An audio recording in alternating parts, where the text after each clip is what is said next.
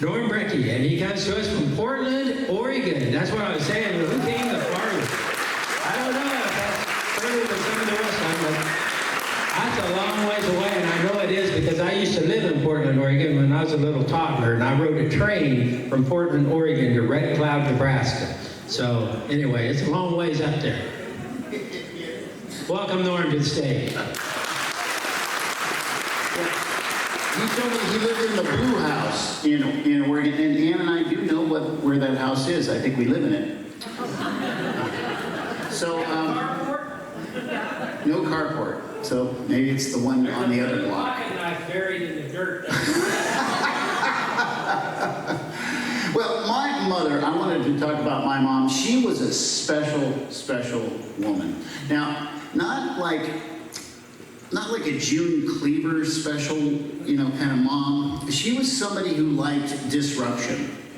She liked it when things were not on an even keel, which is not like most moms. I know I went over to a lot of friends' houses and nobody's mom was like my mom. She loved holidays and volunteering for things, and she just really, she made things interesting. She volunteered at the theater. That was her favorite thing to do. She would volunteer for anything. She'd make costumes, even though she'd say the entire time she was making the costumes, I hate sewing. I hate it. I hate sewing. But, what do you think? I think it looks great considering you hate sewing.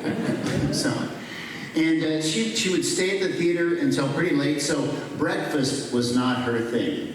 So for breakfast, we always had cold cereal. If we were out of cold cereal, sometimes we'd have Campbell's soup for breakfast. I actually looked forward to those days, and when we were out of both, we had our very special breakfast. Fruit cocktail in a can. We did, we loved it, I'm telling you. And so I think she kept those cans only for those emergencies, which we loved. So, and she volunteered for things all the time. She would always volunteer. I remember distinctly when I was in first grade, she volunteered to scoop ice cream at the ice cream social, and she also made a cake for a bundt cake for the cakewalk. And so people lined up, and they do the little cakewalk. And the kids weren't allowed to cakewalk back then. It was for adults only. I don't know what was in some of those cakes, but we couldn't do that. But when my dad won the cakewalk, he said, "Norm, pick out whatever cake you want." And I looked at all those cakes and they looked good, but I picked Mom's bundt cake because loyalty. That's number one. Well, anyway, she volunteered for everything, and one of the things that she volunteered for was to be the den mother for us Boy Scouts when we were Bear Scouts, and we were just still little guys. My friend, I didn't know most of the guys that well in my little den, but my friend Mark Graham was my buddy, and we hung out all the time. He lived around the corner, and he had a great little forest near his house, which was fun. It was different than the forest behind my house because I grew up in Coos Bay, Oregon, where there's forest right in the middle of town. They'll come up another story, but anyway, so we walked, and I loved it. She was a den mother, and we went to her house, and at the end of the year, she volunteered us to do a skit, because of course she loved theater. In fact, when we watched TV, she would talk about why the show was good or bad, and during the commercials. Now, did you notice how their dialogue stopped after their line and all these things? She made us think about things that we never thought about. So she was like, I get to write a play. I mean, it was a 5-minute play, but it was a play. So we showed up, and everybody was going to get a part. It was supposed to be for recruiting new den mothers because they were having a hard time getting them in the troop. They wanted more women to volunteer to be den mothers, and so everybody was getting a part. She had written this play, and everybody was going to be, all the guys would have a couple of lines each, and it was about a group of kids that were they couldn't have a den because they couldn't find a den mother, and what were they going to do? And everybody was going around, and everybody had gotten a part except for me and my friend Mark. And I'm like, sounds good. Everybody's got a part and going around and everything. And then she got to the and finally get to the end almost, and she says, okay, and what we're going to do is we're going to order a den mother from a catalog. It's a robotic den mother. And we're like, okay. Still don't have a part. I'm getting nervous. And then she says, okay, Mark, now he was the biggest guy in the troop. He goes, okay, now, in this one part, this is your part, here's your lines, and you're going to do this, and you get to pull the wagon. I'm like, okay. I'm like, Mom, what am I doing? Now, what am I doing? Now, like I say, I was getting nervous here. And she said, well, what you're going to do is, she looked around and she said, let's go down the hall. Oh,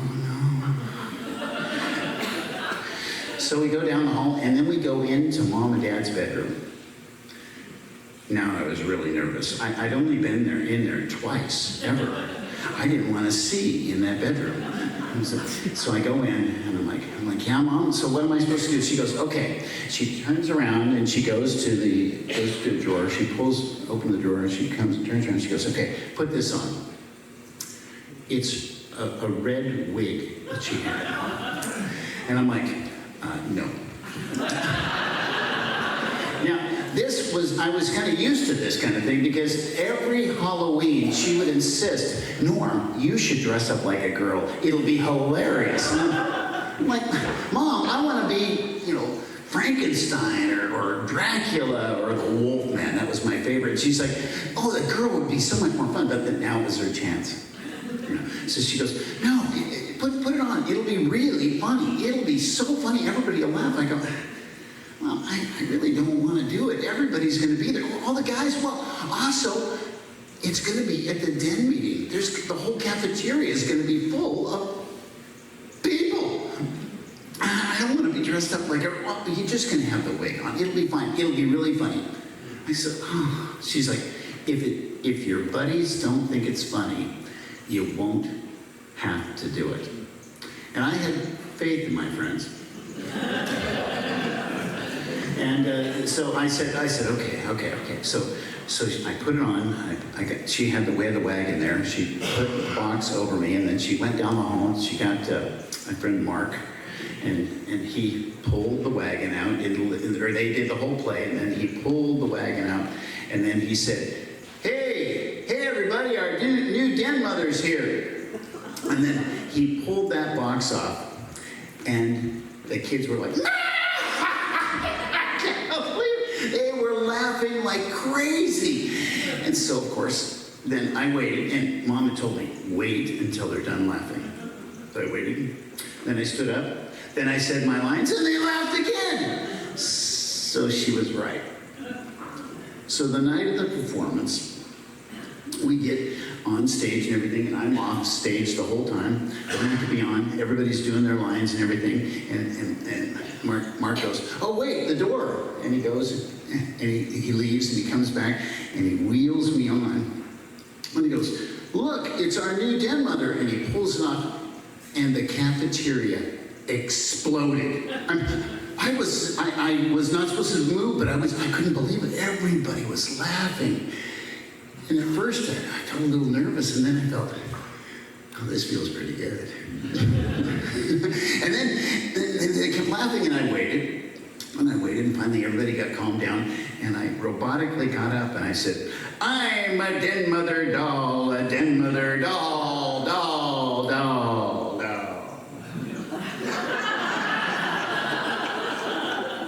And they exploded with laughter again. And then we got up, I took the wig off, and we all said, we need den mothers. And then we're off, everybody was talking about it. And I have to say, the reason I am up here today is because of my mother embarrassed me in front of the entire school. I loved it.